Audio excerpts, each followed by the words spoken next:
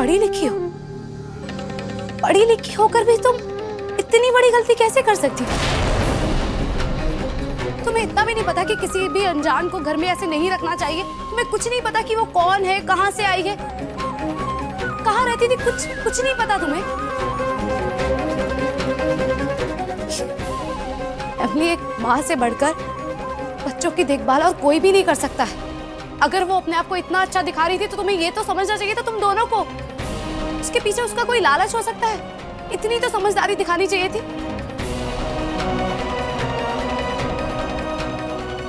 एक पहली बार बाबू ने तुम दोनों को घर संभालने की जिम्मेदारी दी और तुम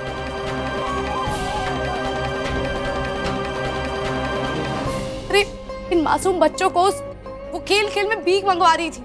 इन्हें तो ये भी नहीं पता कि भीख मांग रहे हैं सड़कों पर। कुछ भी हो सकता था इनके साथ में। तुमने एक अनजान को बिना अता पता जाने कैसे कैसे सौंप दिया?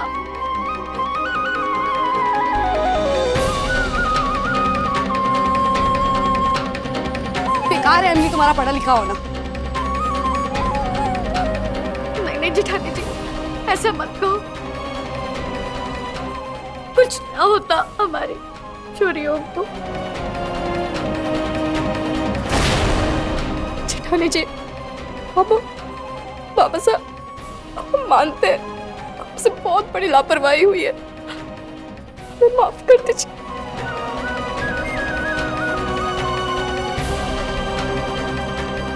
हमने तो हमें न्यारा कर दिया था, घर की पूरी जिम्मेदारी हम पे आ गई। और आपको तो पता ही है ये कोई घर के काम में हाथ ना बटाते। ऊपर से हर रोज यही ताना कि मेरी भाभी ये बनाती थी वो बनाती थी। चटकारे वाले पकवान चाहिए थे इन्हें। हम क्या करते?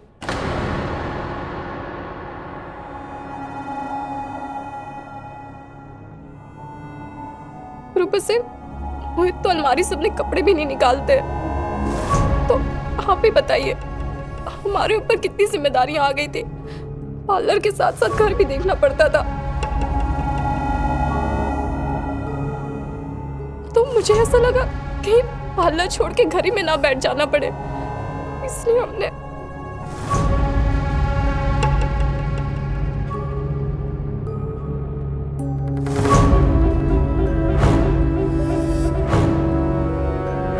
जेठानी जी, हमारा कोई कसूर ना था। ऐसे में वो बेला नौकरानी दिख गई तो हमने भी उसे रख लिया। हमारी सारी परेशानियां जैसे एक मिनट में उसने छू कर दी। बच्चों से भी एक दिन में घुल मिल गई और हमें कोई घर का खाना पीना कुछ हाथ भी ना लगाने दिया। ऐसे में सारा काम वही संभालने लगी और दिखने में भी अच्छे घर की दिखती थी। ऐसे में हमें कुछ सूझा नहीं। हमें क्या पता था बाबू सचमुच कि वो ऐसी निकलेगी। वो तो ये सब करती ही मीनाक्षी, क्योंकि उसे अपने इस गंदे मकसद को अंजाम जो देना था। लेकिन तुम्हें तो घर और बच्चों की जिम्मेदारी देते वक्त उसका अता पता तो लेना चाहिए था कम से कम।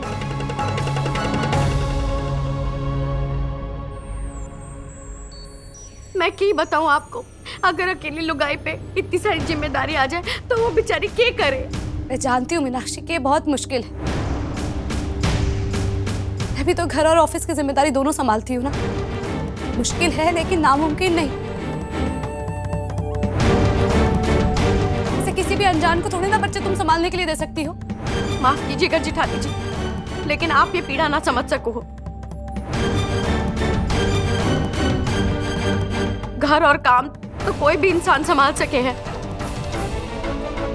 और बच्चों वाली लुगाई का ये सब संभालना ना बड़ा मुश्किल हो जाता है।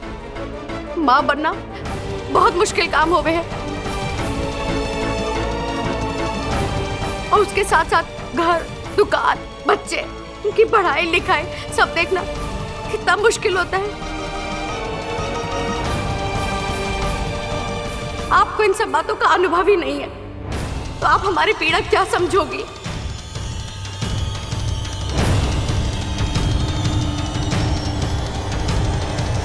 हमें कितनी दिक्कत हुई, हमें कितनी परेशानी हुई, आप नहीं समझ सकती हो।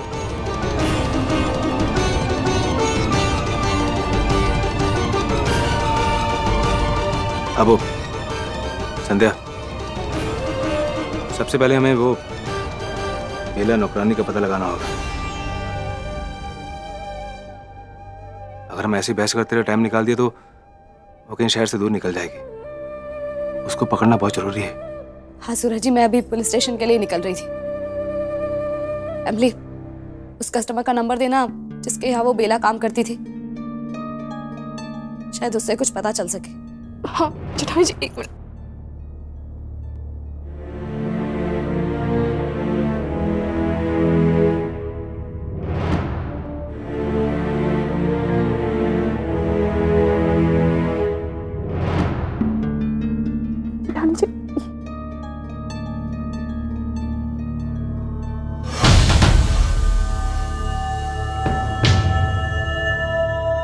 ठीक है सूरज जी, मैं आती हूँ।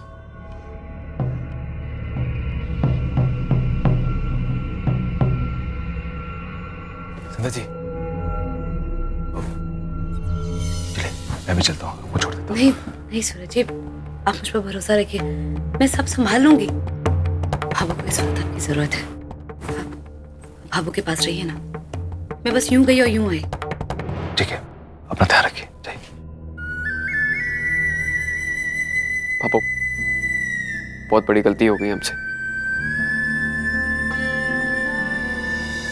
हम लोग खुद को ही नहीं संभाल सकते तो ये बच्चे कैसे संभालेंगे भावो? तेरे आगे हाथ जोड़ के विनती करता हूँ, प्लीज प्लीज भावो, एक और मौका दे दे। माफ कर दे अपने बच्चों को और इस परिवार में शामिल कर ले।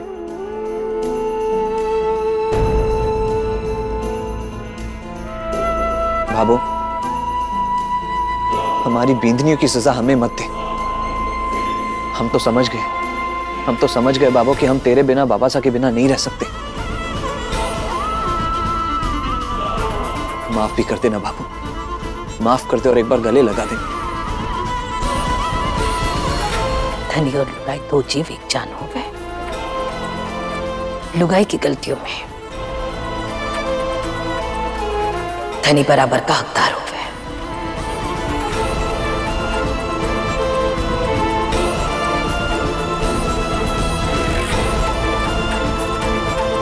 पर बाबू, हमारी क्या गलती है इसमें? वो नौकरानी को ये दोनों लेके आई थी इस घर में। सच में बाबू, हमारा कोई हाथ नहीं है इसमें। चुप रहना भी रजामंदी देना हो गए।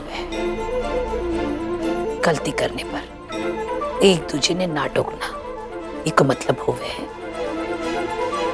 एक दूजे की गलती में शामिल होना।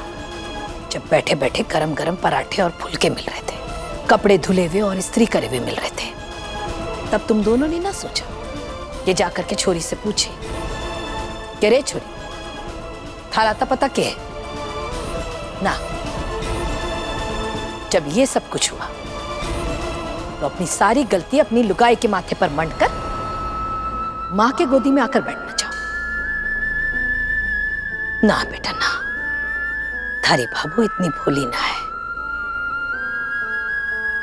और ना ही इतने सीधे हो तुम दोनों। मैं हमारा फैसला ना बदलने वाली।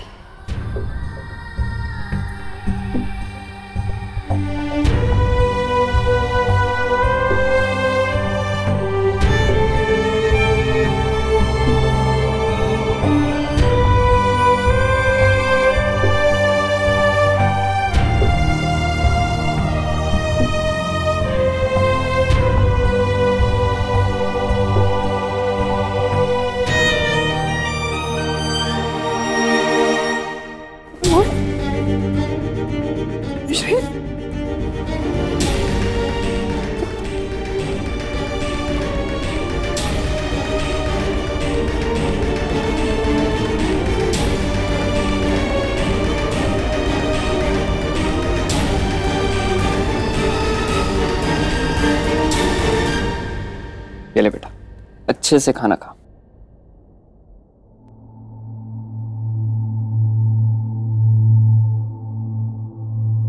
पहले बाबू ने अपना पल्ला झटक लिया हमसे, और अब हमारे बीन भी हमसे रूठ गए। जी, अब क्या करेंगे? कुछ ना कुछ तो करना ही पड़ेगा। भजन कीर्तन तो कर ना सकते,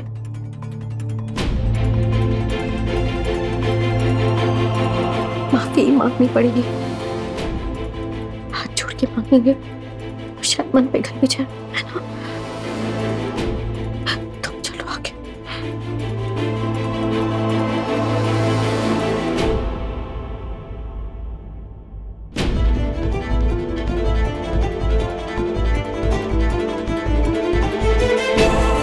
जी मैं क्या कह रही थी, मारे को पता है हमारे से बहुत बड़ी गलती होगी, माफी के लायक ना हो, मगर माफ कर दो मारे को। मोहित, हमसे सच में बहुत बड़ी गलती हो गई, प्लीज हमें माफ कर दो। जी सुन रहे हो ना, माफी दे दो, इतने कठोर मत बनो, माफ कर दो मारे को। तेरी ये लापरवाही माफी के हद में भी है। अरे मिश्री के साथ जो कुछ भी हुआ ना, सबके बाद मुझे सच में तुझसे और तेरी हरकतों से डर लगने लगा है। पता नहीं आगे क्या कर देगी। कुछ ना करूंगी अब। और तुम क्या खड़ी हो? तुम्हें क्या हो गया आज? कहाँ ध्यान कहाँ रहता है तुम्हारा? एक बच्ची को नहीं संभाल सकती तुम? लगता है आजादी का भूत सर पे चढ़ गया तुम्हारे। मेरे बस में होता ना, अभी के अभी तुम्हारी मम्मी के घर छोड़ा था तुम्हें। मोहित प्लीज ऐसा तो मत बोलो। विक्रम भैया, भाभो तो अब हमें वापस परिवार में शामिल करने से रही। अगर तू चाहती है ना कि मैं तुझे माफ कर दूं, तो कुछ कर। जा और जाके कुछ ऐसा कर कि बाबू हमें वापस इस घर में शामिल कर दे। जाके भाभो के दिल का दरवाजा खोल, तब जाके मैं अपने माफी का दरवाजा खोलूंगा। नहीं तो नहीं, समझ गई?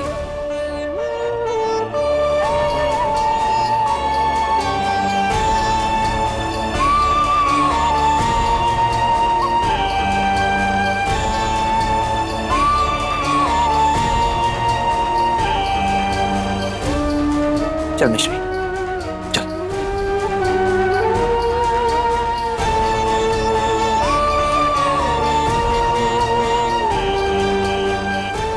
सुना ना भैया ने क्या कहा?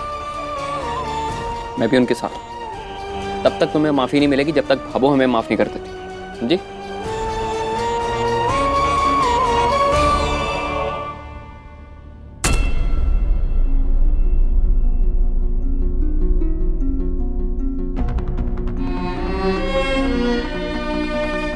चिठानी जी, ये सब अचानक से क्या हो गया? जो कुछ हुआ है ना मिली, बहुत बुरा हुआ है। और ये बात बहुत साफ है कि जब तक बाबू हमें माफ ना कर देंगे, ना हाथ हमारे सर पे ना रखेंगे, ना हमारे पति हमें माफ ना करेंगे, हमारे बच्चे तक हमसे दूर रहेंगे। कुछ ना कुछ ऐसा करना ही पड़ेगा जिससे बाबू हमें माफ कर दे। कुछ सोचना पड़ेगा।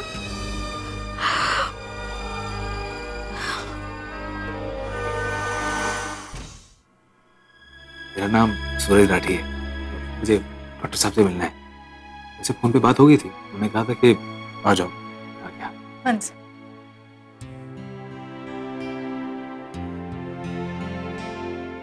हाँ मिस्टर सूरज, आपका अपॉइंटमेंट है, आप कैबिन में जाके मिल लीजिए। धन्यवाद।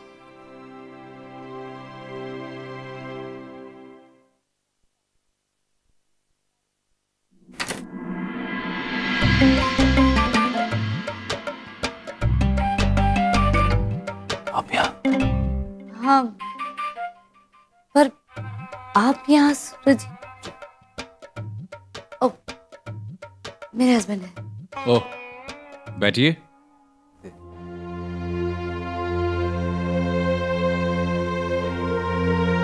सिन्हा जी, मैं आप ही के बारे में बात करने आया था। मैं भी उसी बारे में बात कर रही थी सूरज जी। और डॉक्टर साहब ने कहा है कि हमें उस बारे में घबराने जैसी कोई बात नहीं है। मिस्टर एंड मिसेस राठी, आप लोगों को घबराने की बिल्कुल जरूरत नहीं है। मिसेस राठी तो एक बहुत ही स्ट्रांग महिला हैं। देखिए कितनी जल्दी रिकवरी कर ली इन्होंने। जी। तो आप लोग फैमिली प्लानिंग कर सकते हैं। मेरा मतलब है 2 से 3 होने के बारे में सोच सकते हैं। अब डॉक्टर साहब, कोई आगे चल के कोई दिक्कत तो नहीं आएगी ना? नहीं मिस्टर राठी, कोई समस्या नहीं आएगी। एक किडनी के सहारे से एक औरत एक तंदुरुस्त जीवन जीने के अलावा मां बनने का सुख भी बिना किसी प्रॉब्लम के उठा सकती है। बस आपको अपनी पत्नी की सेवा करनी होगी। हाँ, उसके लिए तो मैं हमेशा तैयार हूं।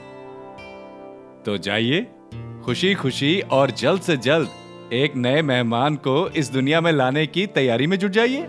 जी, धन्यवाद। Thank you doctor. Thank you. या ओके।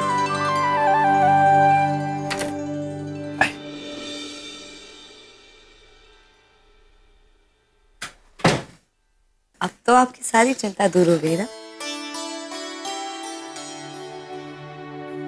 हाँ, क्यों नहीं। पर अब आपकी परेशानी शुरू। चलिए।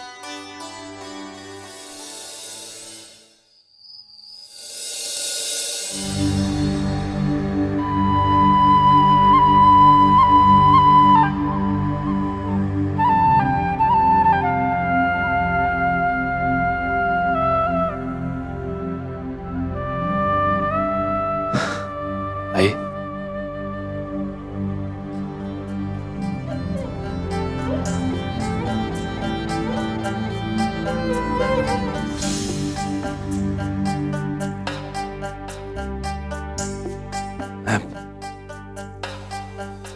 इतना अजीब सा क्यों महसूस कर रहा हूँ? मुझे नॉर्मल रहना चाहिए, रोज की तरह। आपने कुछ कहा? नहीं तो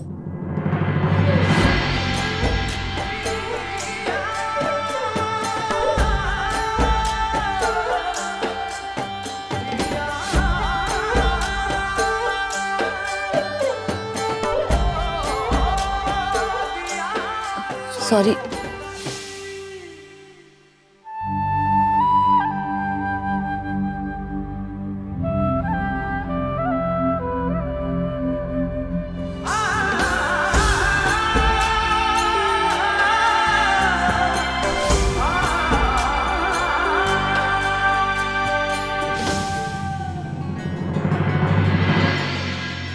पत्नी है मेरी, पति हूं उसका। कोई पराया मर्द थोड़े ना हो। सूरज जी कोई पराये थोड़ी ना है, पति है। ऐसे बेवकूफों जैसे बर्ताव मत कर संध्या, बात करनी है। चल बेटा सूरज, हिम्मत तो तुझे ही करनी पड़ेगी। आंखें बंद कर 3 गिन और निकल जा। 1 2 3।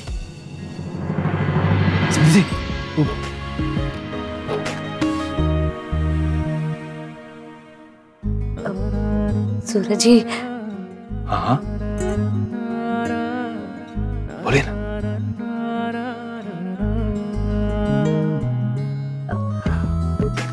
छोड़िए ना।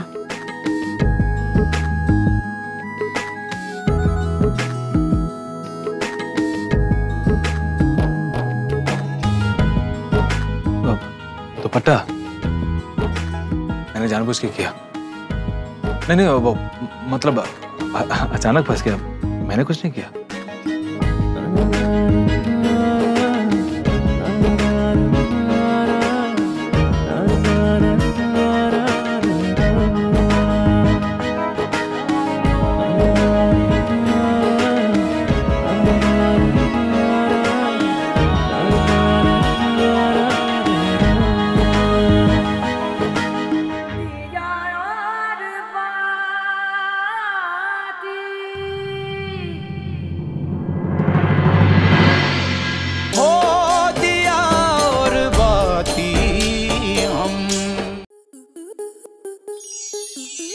मनोरंजन पर अब नहीं लगेगा कोई ब्रेक।